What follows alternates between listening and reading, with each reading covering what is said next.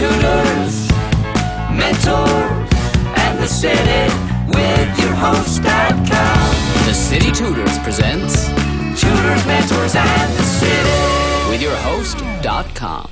Good morning, good afternoon, good evening. My name is Kevin.com Brown, and thank you for joining us on Tutors, Mentors, and the City. And please join me in welcoming our guest for this episode, Miss Beatrice Weber. Yay! Beatrice, how are you? Gosh, so good to be here with you. Thank you. Thanks for inviting me. Thanks for having me here. Well, thank you so much for joining me. So, let me clear up something. So I say to people that I don't do research of my guests because I like to get to know my guests the same time that our viewers get to know you. So that being said, I didn't Google you. I didn't check your Facebook profile. I didn't read your bio.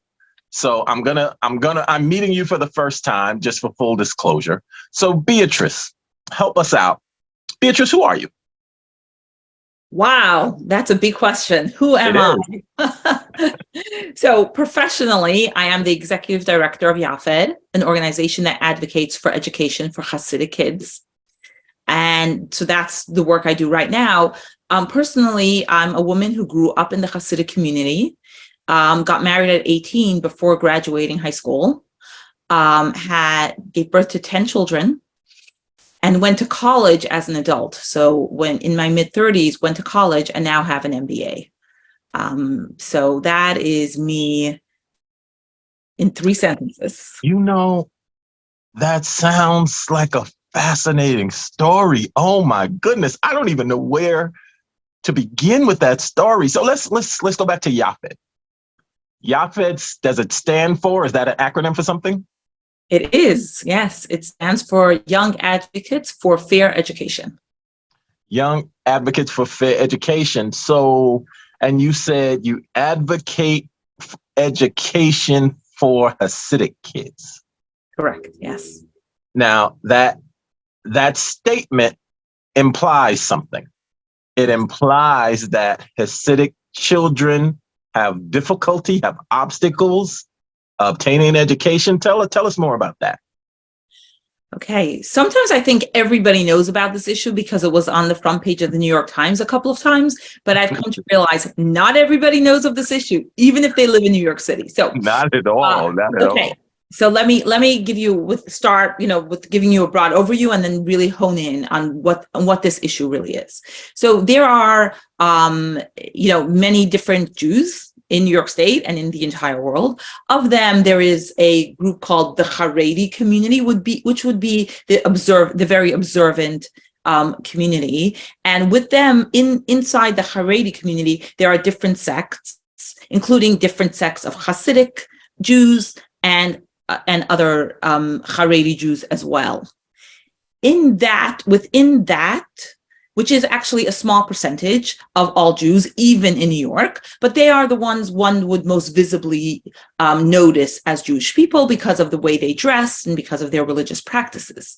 In the vast majority of those schools, the secular education is extremely limited and even worse for boys than for girls. So what we're talking about is, and my children, I have six boys and 4 girls, all went to these type of schools. So my youngest son, who's 10, attends a Hasidic yeshiva in Brooklyn, and I can describe to you what his day looks like. The day starts really early. They start at 8:30. They go to 5:45, but until 4:30, their entire study is, Judaic study and prayers. And it is only at 4:30 that they begin anything what in a regular school would be considered their day of education, right? They have that for about an hour and 15 minutes, 4 times a week. They start at the age of 8 and end at the age of 13. So they have about 5 years of this, okay? Otherwise, it's all Judaic studies.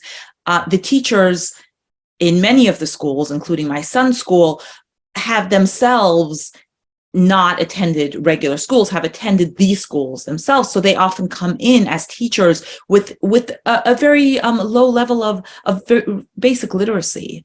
The language of instruction is generally in Yiddish. And I think it's lovely. My children all speak Yiddish, as do I. I think it's lovely to have a second language. The problem happens when you have 10-year-olds who were born in New York, whose parents were born and grandparents were in New York, that can barely speak English. So the level of instruction is extremely low. So even the subjects that they are learning, which are generally math, reading, and some writing, are really taught on a very low level. And then by the time they're 13, it's over. So you have tens of thousands of students leaving these schools, and a large proportion of them are functionally illiterate, which means going to a doctor's office and filling out a form is really hard.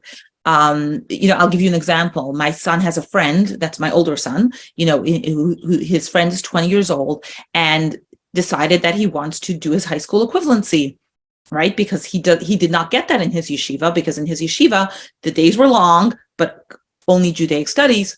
He decided he wants to go get his high school equivalency. He enrolled in one of the programs, in one of the CUNY programs that offer it, and he gave up. He said, I need tutoring to get me to even be able to understand what they are teaching there in that prep program.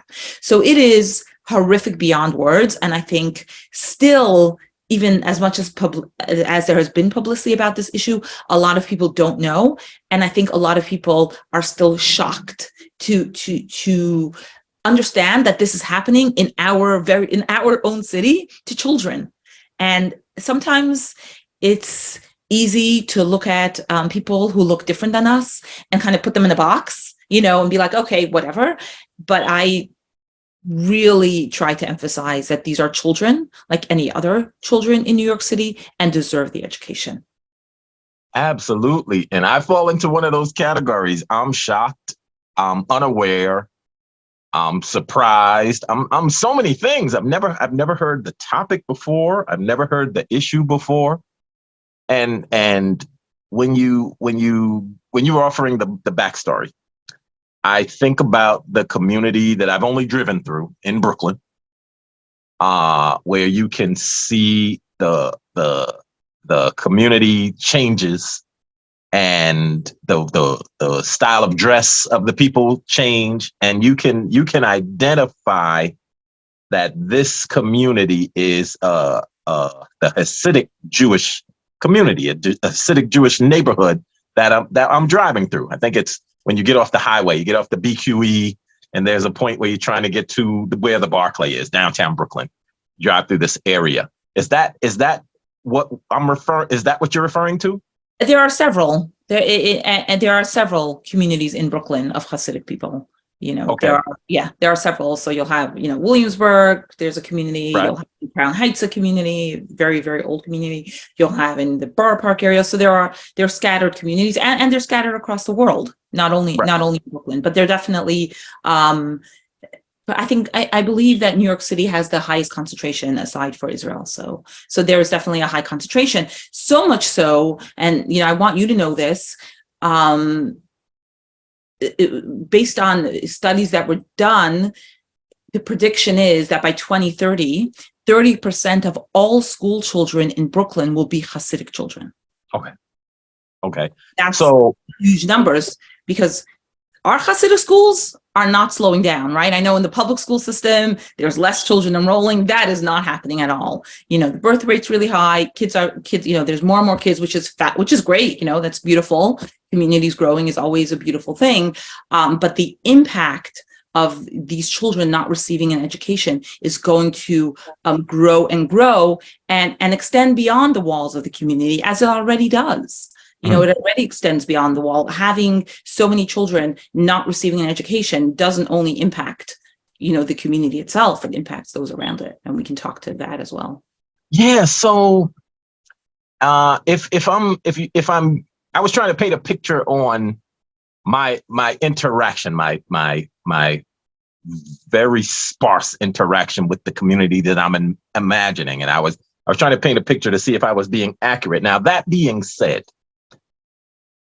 out of respect, like when I'm driving through the community, it looks the mindset I have is this community uh, stays to itself, takes care of itself, and doesn't want to be bothered by intruders or interlopers or something like that, right?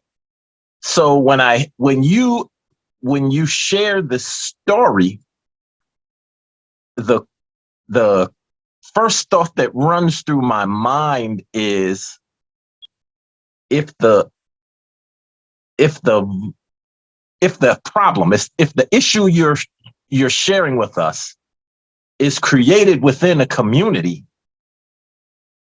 how is it, who determines that it's a problem? If it's part of a religious ritual, if it's part of the community, the cultural ritual, it's not deemed as a problem within the community. Is my question making sense? So yeah, I mean, I think you're asking really good questions, and I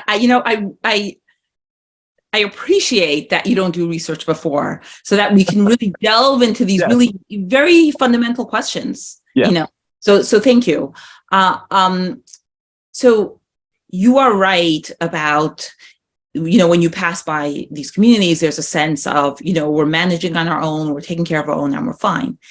And there is a high reliance on social services, high reliance, on food stamps, Medicaid, Section 8, a high percentage, which you may not notice because you would not know.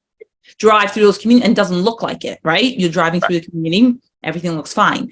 They do take care of their own, which is beautiful. If you're part of it, I was part of it, so I can know that I'm not part anymore. So that's over.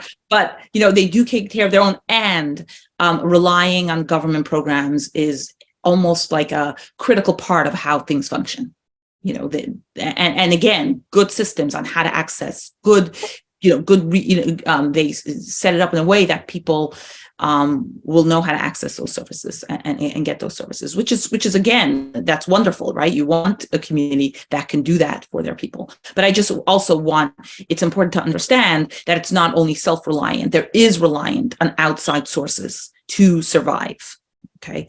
Also, there is actually a law in New York State that states that every child needs to receive an education. And that law, it comes up from 100 years ago. And it states that you can have private schools, right? And I think this goes back to kind of the issues with the Catholics being in separate schools back then. You can have private schools, but if you do have private schools, they have to be at least what they call substantially equivalent to the public schools in your area. Okay.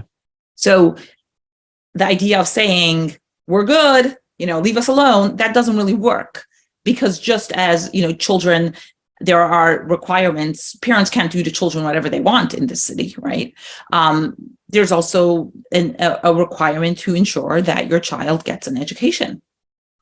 These schools have become kind of the de facto, will be providing you with an education, but in fact, they're not. But they are receiving funding as if they are schools, and parents are putting their kids on those yellow buses, sending them off every day as if they are schools. But in fact, the actual content of what's being taught there does not, at this point, for many of these schools, again, there are exceptions, but for many of these schools, do not meet those requirements. Okay.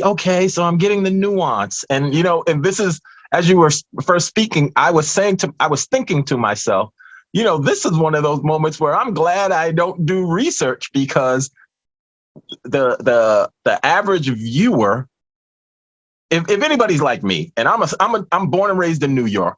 I'm born and raised in the projects in the Bronx. I went to high school in Brooklyn. I went to college in Harlem, but I'm a New York City kid, right? I'm a product of the city, a product of public school. And in New York, you typically only know what you know. You know the neighborhood you grew up in, the community you grew up in, and there could be a whole nother community down the street and you can know nothing about them. Yeah. So I sort of appreciate now being so ignorant to these issues. Now that being said, is this organization received in the community? Like, is it adversarial? Does Yaffed receive resistance from the community in trying to make the changes or offer the assistance that you're trying to offer? Yeah, so it's a very interesting dynamic with the community. Leadership in the community does not look favorably upon our work at all.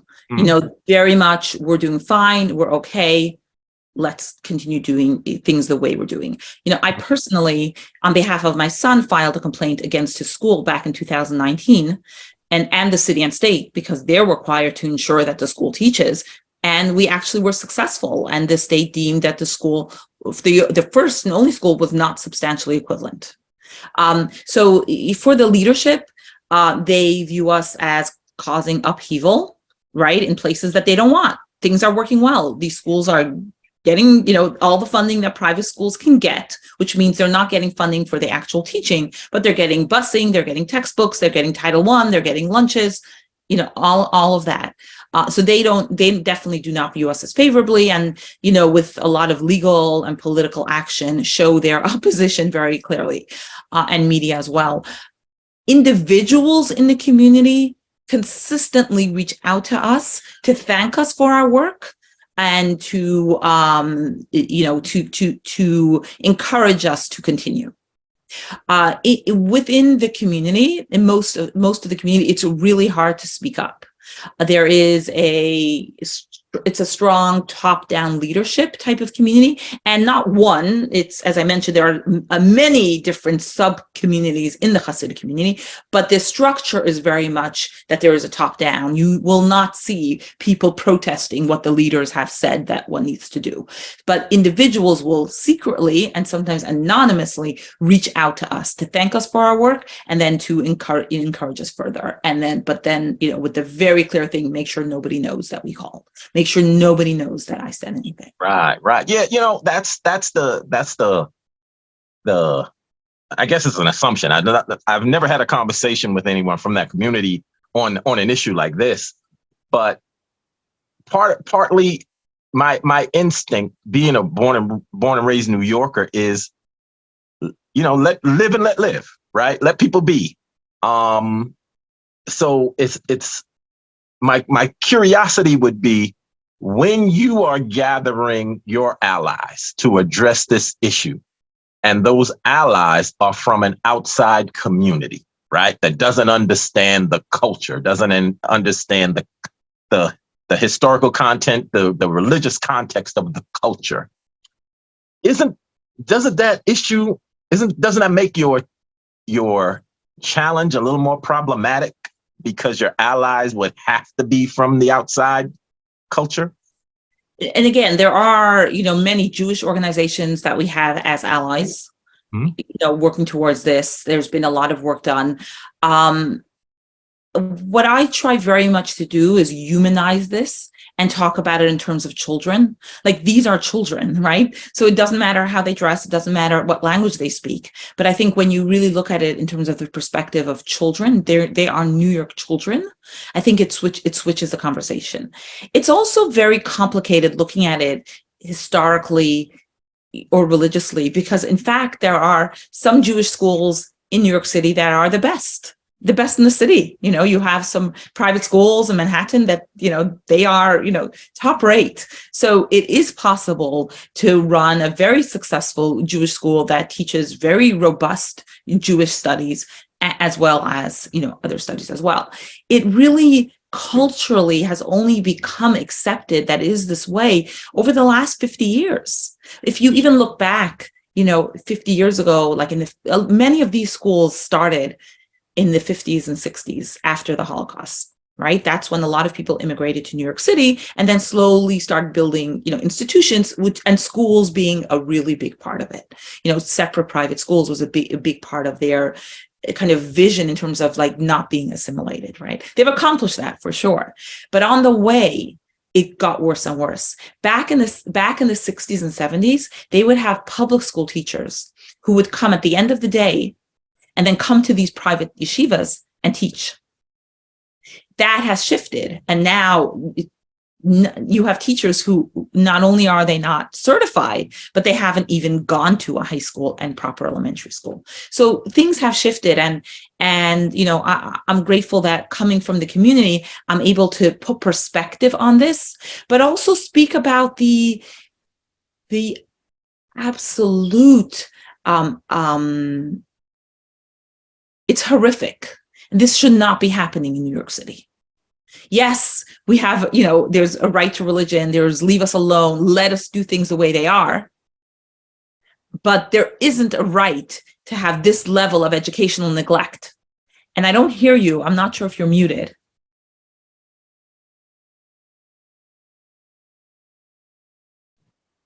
I'm sorry, something happened. I haven't been hearing you for a little bit, and I've been talking for a lot. No. This is the interview with you. The point I want you to talk. I want to hear your thoughts. This is fascinating to me.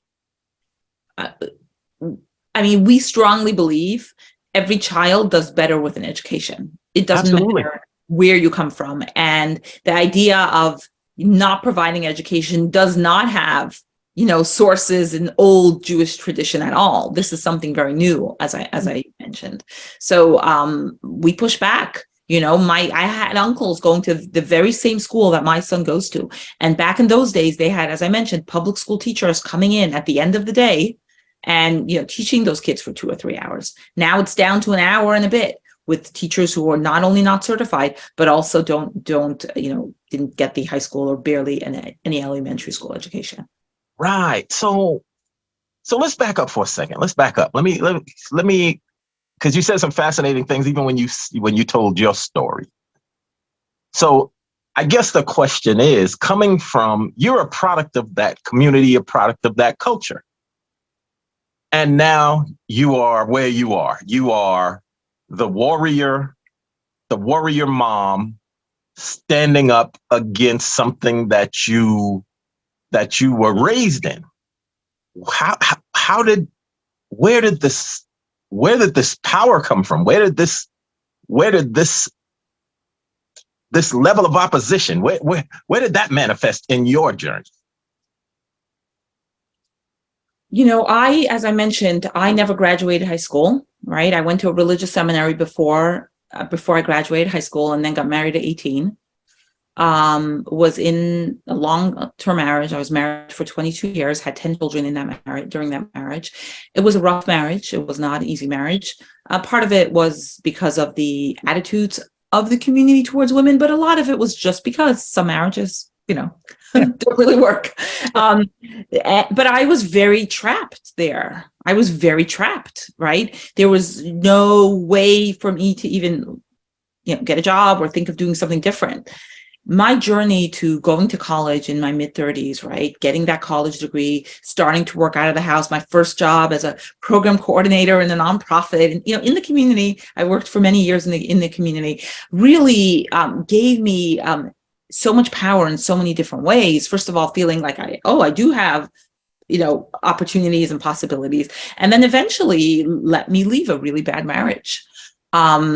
That idea of the power of education, the power, because again, I wasn't raised with education being a strong value, even though, the school I went to was fairly decent. I just didn't finish, I left midway through high school.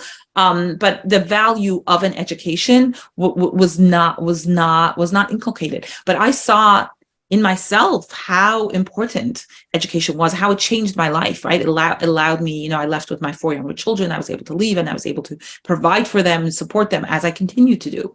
That really, changed the way I looked at things.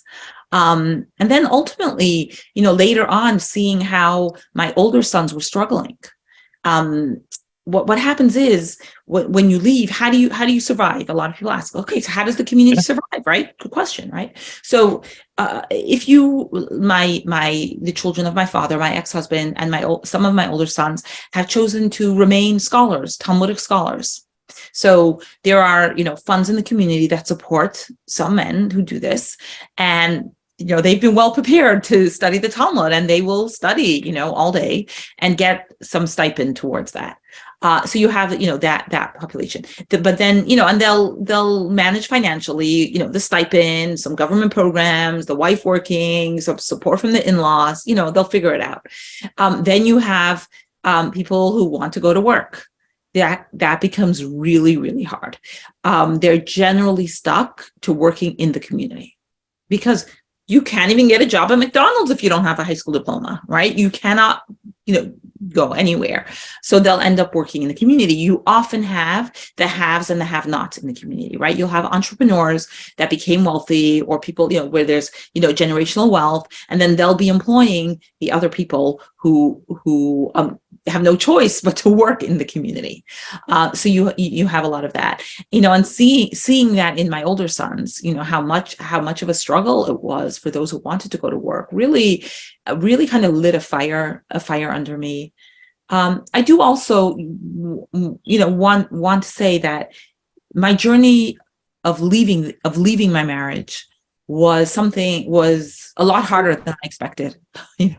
We were always told as Jewish people, like, we get divorced, right? Not Catholics, they don't, but we're cool, we're good. And it was because of the social pressures. It was a lot harder and really forced me to really look at, what's important to me. Like, what do I want? How do I stand strong in the face of that kind of adversity that I did not expect to face? And really gave me the power to know that once I kind of got through that, the power to know that I can stand up for what I know is right and make change happen. Wow. Okay. This whole thing is so fascinating. I feel like I could talk to you for 3 hours on this topic, because I was born and raised in this city, and you think what's going on every corner in your city, right? You think what's happening. And and what you're doing is you're introducing me to a thing that I had no idea. Like I had no idea. So this topic is fascinating to me. And just another pivot. I have to compliment you. I have, in all of my interviews, and we've done this podcast for a little while now, but we've probably done over 60 interviews. And I'm speaking to scholars, executive directors of not-for-profit, people in the not-for-profit sector. And I want to hear their journey, their personal journey. And with a lot of things that people share is the power of their mothers, right? I didn't realize how powerful my mother was, raising two young boys into men. The power that our mothers exude when they are protecting their babies. So as I speak to you, and I think to myself, the challenges you had to go through just being a young girl. Were you born in New York? Where were you born? No, my grandparents were born in New York. Were born in New York. My grandparents lived in New York, but I grew up in Canada. Okay. Yeah, but I'd come into Brooklyn all the time to visit my grandparents. Yeah. And when did you come here? When did you come to New York? So I lived in New York for a short while back in the 90s.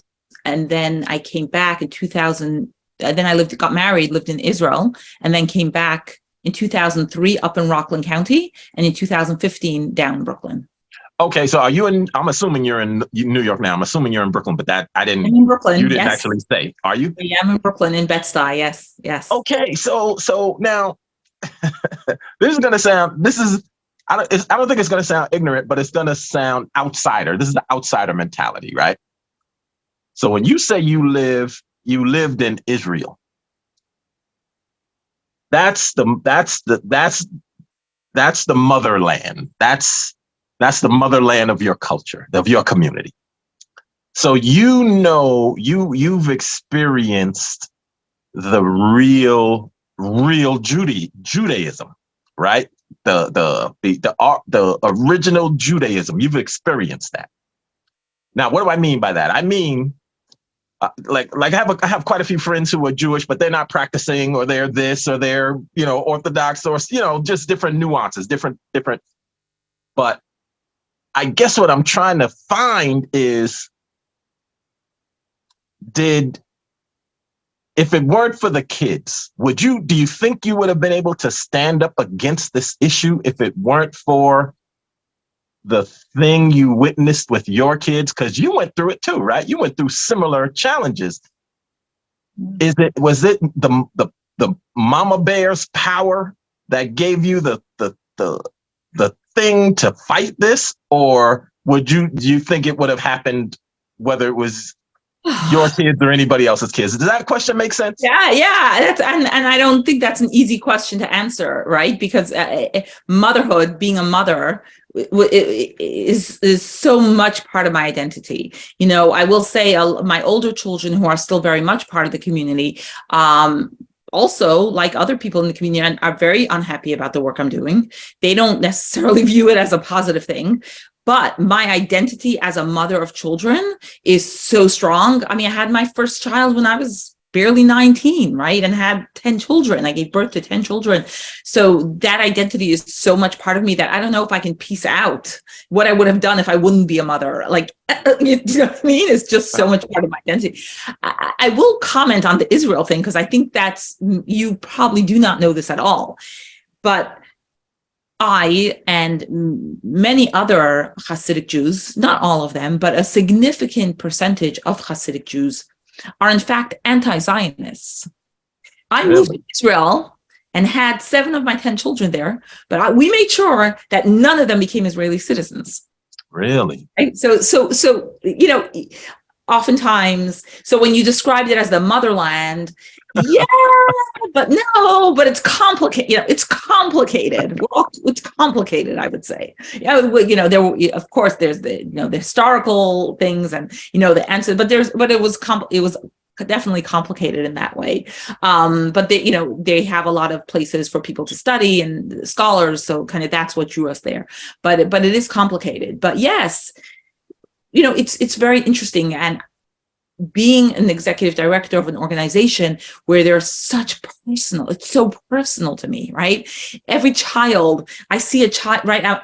I say I advocate for my children and the 50,000 plus other children that they're not mine, but they are, right?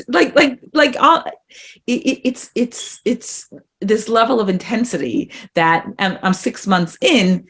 How do you navigate that? That's really, for me, the question. The passion that I have, most definitely, when I see my 10-year-old son, and my 10-year-old is my youngest, right? He loves to learn, and he tries to learn whatever he can. And the sadness of me needing to send him to a school every single day, right? Early in the morning to late at night, where like that quench and desire to learn is not being fulfilled is just it's just so sad, and I won the lawsuit, right? Like I literally won against the city, and still, like, I'm standing in there. Hopefully we'll, have changes for him. But the idea of, and then he'll come home and tell me stories of, what goes on there and what happens. And so it makes it so personal. And I also know, as a parent who was in the community for so many years, right? I was in the community till my mid-40s. So I was there, like I was in it, right? How hard it is for parents who want different for their children, how hard it is for them to speak up because of the power structure. So kind of, I really get the kind of the agony that parents have, but at the same time, the feeling of powerlessness and the inability to make choice, because we get that from a lot of people, right? A lot of people say, what are you advocating for? Parents, if they wanted a different school, they would pick themselves up and send their kids to another school. Obviously, if they're sending their kid there, they're happy there. Let it be. Mm-hmm. But as somebody who lived in the community, I'm telling you, that's not what it is. You really don't. Your job is tied in with the community, right? Because you can't get another job, right? Because you don't have the basics that other people will have to be able to apply for a job. Your synagogue is in the community. Your social circle is in the community. Sometimes you have trouble speaking the language. You have trouble speaking English. Is that really a choice? What makes it so fascinating for me is, and I, typically I'd apologize for my ignorance, but I appreciate my ignorance right now, because I'm a my bachelor's degree is in Black Studies. I'm going for my master's in interdisciplinary studies, so I'm learning about the different cultures. But in the Black community, I can't speak for Black people, but in the Black community, right? I got my degree a year ago, 2 years ago. So I'm a recent scholar, right? A new scholar after being a stand-up comedian for 30 years. Now, as a comedian, I'm an observer of the world, right? I'm an observer of human beings, human activities. That's what we do. We observe and then we make a funny comment about it, whatever. But in the African American community, we say we don't have a motherland, right? Because my great grandfather was a slave, right? He was born in slavery, and he was freed 5 years after the Civil War, after the 13th Amendment, right? But that's where my people come from. And when somebody says, go back to Africa, it's like, I don't have a mother country to go back to. You know, I have no connection. I can't trace back that far.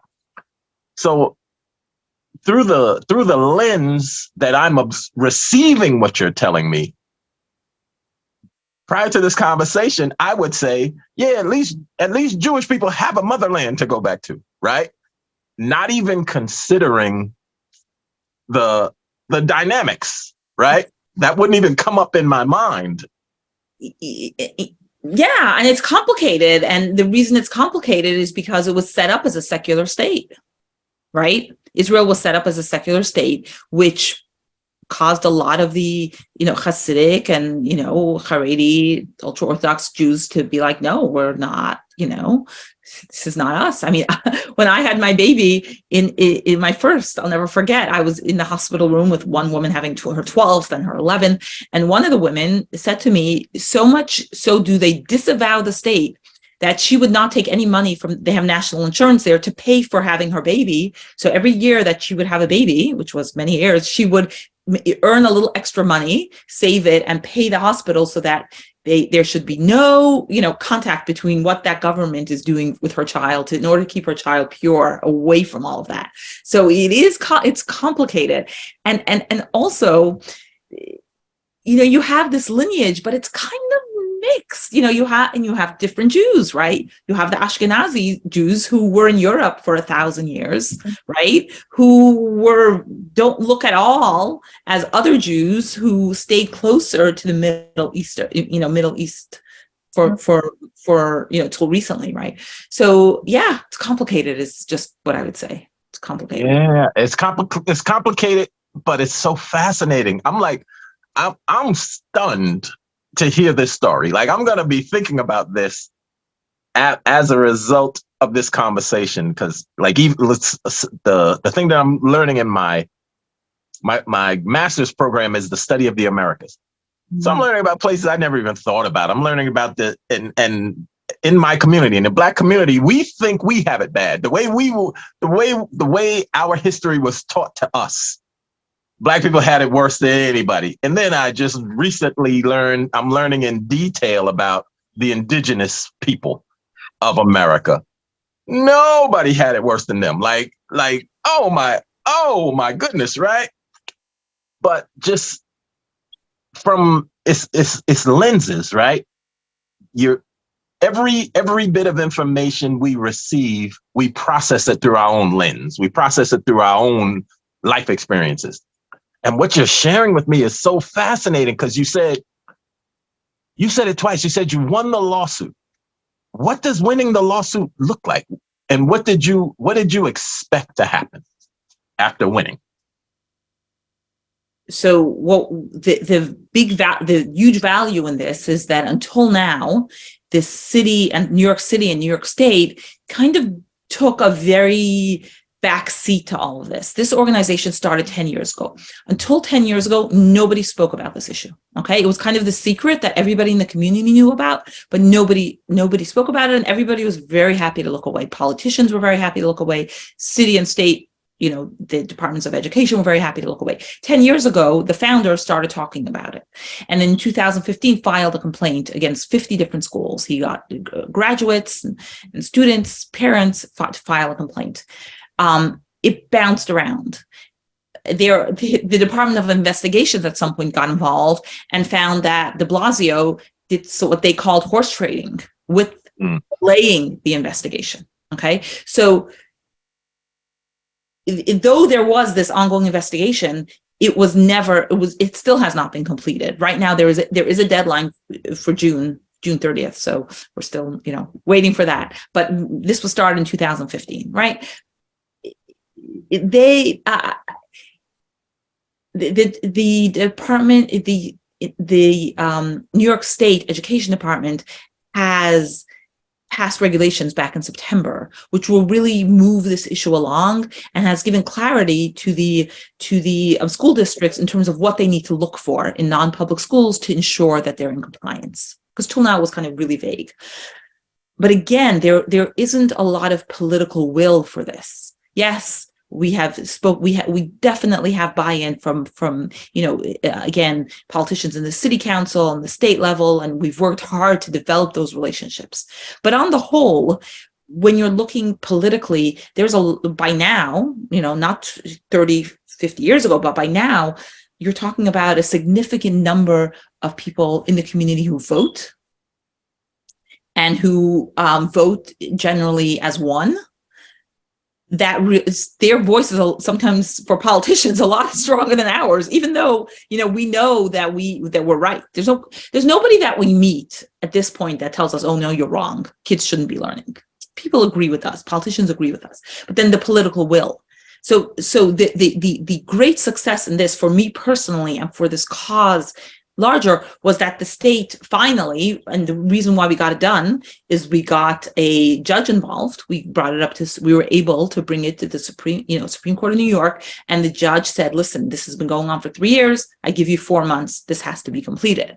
At that point, they pulled themselves together and got it done, even though the city wanted to still pass it off as being substantially equivalent, but the state refused and said it was not, and demanded that it be corrected. So the fact that the state has finally admitted, been willing to take this on and say, this is not, I wouldn't say they did it willingly. They had a judge telling them that they had to do it, but they did it. It was a big deal. And then, we'll see what will happen in June when the rest of the schools, it's not the rest of the schools, but when, it's right now, I think about 28 schools, the investigation will be completed. There was a preliminary investigation saying that 26 of them were not substantially equivalent, but they never came out with the final investigation. And the reason why we were able to get that done was because we said, listen, there's a judge ruling that says that 3 years is too long, 8 years is definitely too long. So that's how we were able to get that done. So it really helps with the movement as well. My hope was that kind of the consequences or the actions taken would be a lot stronger, right? It was like 60 days for a plan. The plan, what can I tell you, was really not great. And then 2 years for implementation. Meanwhile, you have these kids who continue to go to school every single day. It's like, what if you had a complaint against the school that it wasn't providing, access for a child that had a wheelchair? What would you say? Oh, 60-day plan, 2 year. And so what happens to this kid for the next 2 years? So the kids are still going to school. I believe this will take time. So I'm hopeful, but as a parent who has their child in the school, seeing this continue is incredibly frustrating. Yeah, I can imagine the delay tactics, the stalling, the attrition that takes place, our city, and go ahead, you want to say something?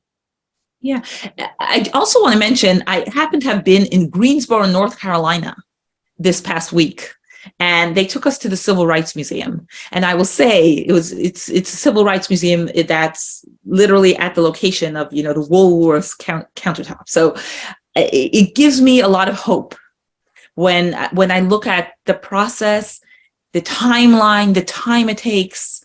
It's easy when you're working for a cause like this to get frustrated and to feel like, we've been doing this for a decade. How much longer can we push? We've gotten, we've had successes. We've definitely had successes, but we've also had, pushbacks. I mean, as recently as March, the judge gave a ruling that just made everything confusing about who's really responsible. Is it schools? Is it, there's constantly, where things are, when you have pushback and then you 3 steps forward, 4 steps backwards, and then you start again. So to really piece, and I didn't grow up in the United States, right? So I didn't really learn all the details, of the civil rights movement. So just to see the process and to see the young kids, right? The young kids who all like jail, no bail, like all of that is just really a powerful reminder of how change is made and change can be made. And though change still needs to happen, right? And we still need this country, has a lot of work to do in many, many ways. But there was something powerful about being in that space and seeing what it takes to drive a movement but that also change can happen. Absolutely. It's still everything, the things you're saying, the things you're sharing is so fascinating. And okay. Do you see a day when it won't be we won because the judge said so, but we won because a change has occurred? Do you see that day happening in your lifetime? Yes. Because we've seen already how the state has voted to, the Board of Regents unanimously voted to have these new guidelines out. Right. So there are very clear guidelines. By September, every school district has to report all the non-public schools in their district. By December, each of those schools has to state how they're going to be compliant with substantial equivalency, right? Some of the private schools have already accreditations. Some of them are giving regents. So there are different ways that they can comply. So we've seen regulations change, not only legal action, but actual regulations changed. So there's definitely hope. Again, do I think these schools will become like the best schools in the city, or do I think they will do, the bare minimum? But I'll tell you, the bare minimum is a lot better than what's happening now. If they're going to learn, if they're going to have a teacher who is qualified teaching them social studies, history, math, science, and English and reading, they're in a lot better shape than you have now. You have children who have never heard of the Constitution, who have never heard of the civil rights movement, and believe it or not, have never been taught about the Holocaust. So you have these tens of thousands of children. I'll just say this: it's beyond. Especially when I speak to somebody who is new to this, like it kind of brings me again to how shocking it is. So again, I definitely believe change will happen. The quality, may not be as much as we hope for, but I believe that it will be good enough that these children will graduate schools with some of an education that will help them. If they choose to, they can go to college. And if they choose to, they stay, they don't go to college, they continue working in the community, but they have a different level of education and understanding of how to navigate this world. So, yeah. How do I tell you, when you have, and again, as I mentioned, the men learn less. So you have young men going to the doctors who cannot describe their pain, right? Who cannot fill out the registration form. That's right? If we have that, every single young man can go to the doctor, fill out the registration form, fill out a job application, right? Be able to speak up for themselves, be able to access the resources they need. We have done a lot. Absolutely. Okay. So, how can people find you? Yaffed.org. Okay. Yes. Okay. We've also, and then I have my personal website, which is my name, BeatriceWeber.com, where I have some of my personal story as well. We've also been, believe it or not, in the front page of the New York Times a couple of times over the last few months. They did an investigative report that took a couple of years and it just came out. So we're there too. If you Google our issue, Yeshiva Education, you'll see a lot of work done around that. Well, I mean, I'll throw something at you. I'm a stand-up comic. I've performed in front of, I performed at Radio City. I performed in front of tens of thousands of audiences as a stand-up comedian. And I've created content. I've been part of entertainment that has entertained millions, right? So I say that to say, one of the things that was so fascinating for me when I recently became a Black Studies scholar, when I recently got my degree in Black Studies, and now I'm pursuing it. As I was learning, I was saying to myself, at my age, how come I'm learning this for the very first time? And if I'm learning it for the first time, those tens of thousands of audiences that I performed in front of have no idea, they don't know any of this stuff, right? So now I'm trying to bridge the gap. I'm trying to take this knowledge and present it in an entertaining way. How do you present the unpresentable in an entertaining way, right? How do you present the horrors of generations in an entertaining way? It's an impossible task, but I say that to say, so taking these issues that are affecting these young people now,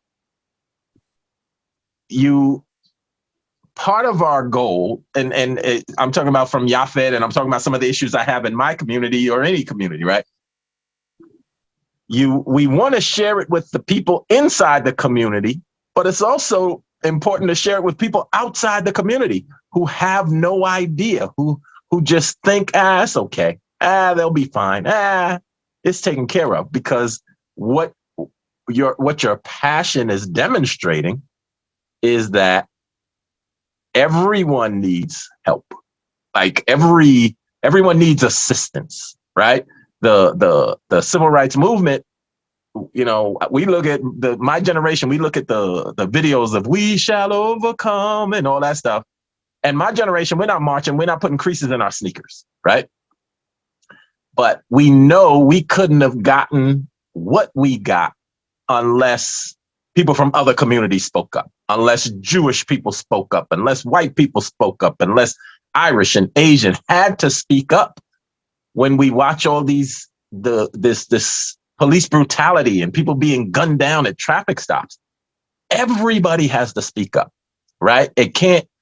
We can't just silo our issues. And that's what it sounds like you're saying. This issue is specific in this sense to your community, the community that you come from. But these kids in our city, that knocks down the borderlines. You have to knock down the borderlines and protect these kids. These kids, it sounds like they're not being prepared. So when they get older, they can't compete. They can't compete for, in the most basic arenas. And this is America, right? This is America. That sounds impossible. It sounds unbelievable. It sounds like this. If you hear these stories in third world lands, that's what's supposed to happen in a third world country. But this is America. New York, right? New York. This is the New York. Right. This is the strongest city, the wealthiest city in the world, the most important city in the world. And this is happening right here. That's so, I could probably ask you another hour's worth of questions, but this is so fascinating to me. Oh my goodness. What can people do to help? What does Yaffed need? So first of all, we need voices. We need more and more voices to speak up. We actually went to during the budget during the budget we attended some of those budget meetings, to present our issue. And it was not only an opportunity to speak to the committee, but it was also an opportunity there were a bunch of students there as well, speaking up for their schools for different issues, an opportunity for them to hear about this issue as well. And I later heard back, that somebody I knew was there with a bunch of students, and they were like, those students were all fired up. We need, as you mentioned, we need other voices. We need other people to speak up as well. That is absolutely critical, as we do more and more organizing, as we speak up more and more about it. So just that, when you speak to your politician, when you go into organizing spaces, like, don't forget about these kids. Like, these are kids that also, their voices need to be heard. And go onto our website. There's different campaigns we run at different times around this issue. So if you go to yaffed.org, you will find us and find what we're up to, what we're doing to push this issue forward. Absolutely fascinating. I'm the executive chair, the president of the Grad Student Council at City College. I'm the delegate for the University Student Senate, which is the 24 campuses of CUNY. So I was in Albany, right? I was in Albany a couple months ago, lobbying the politicians, talking to the mayor and talking to the governor and talking to the Congress people I was there, and we were lobbying we're trying to get go back to free tuition for CUNY, which is, will that ever happen in my lifetime? Will that happen in your lifetime? Yeah. So we all have our issues, but the point is, everybody's fighting for something. But while we're fighting for our thing, we had no idea about your thing, right? Yeah. And I will say that they are hiring. From what I understand, they're getting somebody on the faculty, I think, of Hunter and Queens College, who has familiarity with the community to assist students who are coming from the community. It's like they're dealing with immigrants almost, so that's what I heard, which made me really happy. Yeah. So we were up there in Albany. We were lobbying for non-public schools to have to attest to the fact that they are providing a substantially equivalent education before they take the money, So that was our thing. And down here in the city, we were, believe it or not, there's a non-public schools department that is tiny, whose budget is being cut. And we're like, how are they supposed to be categorizing the schools when you're cutting their budget? But if you do this kind of work, you know all about this. It's really In our meetings, we have monthly meetings with the University Student Senate. Like I said, it's the 24 campuses of CUNY. Right. So it's Lehman, Baruch, Hunter, Kingsborough, City College, everybody, 24 campuses. The delegates are being represented, and we meet it in this big room with a big table, big round. It's not a round table, but big 4-corner table. And it represented, we have black people, Muslim people, African immigrants, gay, trans, like we have Jewish, every group is represented at this table. And everybody has an issue. Everybody has an issue. Everybody has a thing. Everybody has a cause. And I'm returning after decades. So I'm watching these young people who really believe they can change the world. Now, I had my shot. I had my shot. Me and my peers, we had our shot at changing the world. I graduated high school in 1980. So I graduated in high school 43 years ago. So I went to school with a lot of these kids with their parents or their grandparents. So I'm watching them change the world, and I'm not their father. But I'm here to offer my support because it is their fight. This fight is for their tomorrow and their kids tomorrow and our kids tomorrow and all that kind of stuff. There's just so much to fight for, and I wish we compared notes more.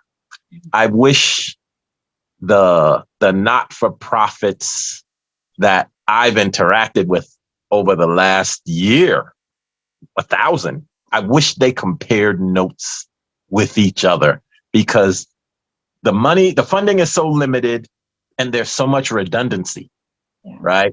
You have a thing that and I have a thing that and we're budgeting, and we're, there. And for some of us, I don't need the money, but my time is limited, right? Time, I say to everyone, when people donate money, you can make more money, but when people donate time, you can't make more time, right?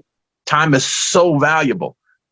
But if the not-for-profits and the small groups can compare notes and not get caught up so much in the bureaucracy, hopefully we can, come together and start changing things. Now, that being said, I thank you so much for taking time to sit with the city tutors and compare and share your notes with us. Now, did we leave anything out? Is there anything that now you're thinking, you know what, I wish I had said this? Did we leave anything out before we wrap this up? No, I think you really did a good job taking me through all of it. So thank you. I want to, I almost said to you, girl.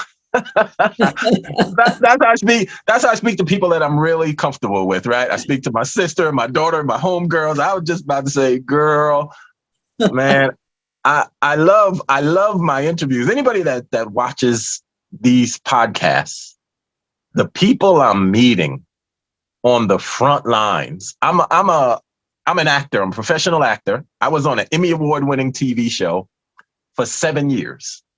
I won Emmys and Golden Globes and Screen Actors Guild Awards, and I worked with the tops of Hollywood. And I can't say I don't like celebrities anymore. I can't say that. That might be an overstatement. But I love meeting people on the front lines of things that are important to making this a better world. I'm so pleased to have met you, Beatrice. And I'm so fascinated by this cause, and I wish you well and, Godspeed and everything that you're doing, and keep fighting the good fight.